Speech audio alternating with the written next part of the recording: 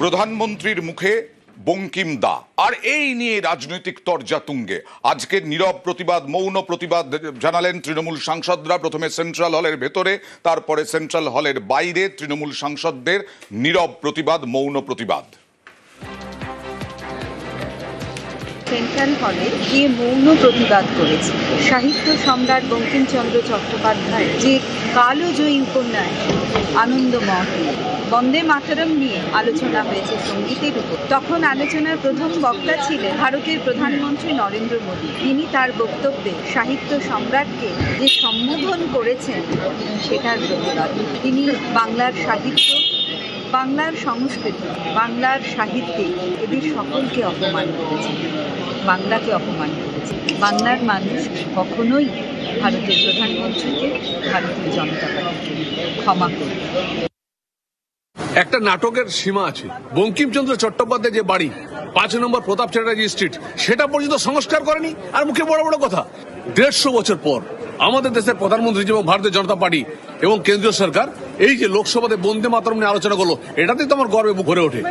তৃণমূল কংগ্রেস একবারও তো আবেদন করেনি যে নেতাজি সুভাষচন্দ্র বসুর একটা আবক্ষ মূর্তি ইন্ডিয়া গেটে হোক, কিন্তু আমাদের দেশের প্রধানমন্ত্রী তা করে দেখিয়েছেন।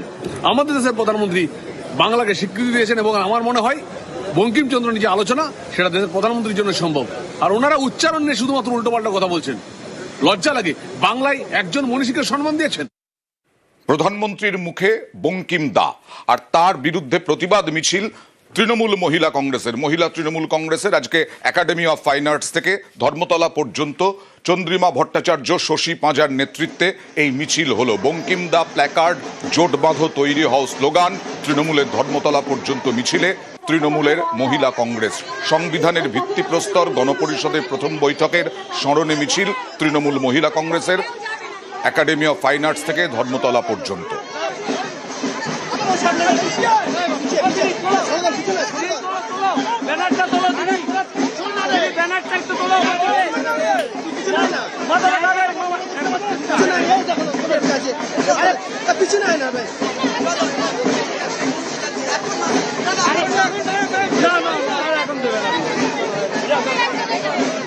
মানুষের প্রাণ চলে গেল, বিএলওর আত্মহত্যা করেছে, দায়িত্বটা কে নেবে? প্রতিদিন বাংলার নির্বাচনকে সামনে রেখে বাংলাকে কালিমালিপ্ত করা। বঙ্কিমচন্দ্র চট্টোপাধ্যায় তিনি হয়ে গেলেন বঙ্কিম দা, একবার নয় 4 বার 5 বার করে। এটা তো হতে পারে না। রাষ্ট্রগান আমাদের, সেটা একটা বিতর্কের বিষয় কেন তৈরি হবে? বিজেপি আমলে সংবিধান সংকটে চলে এসছে।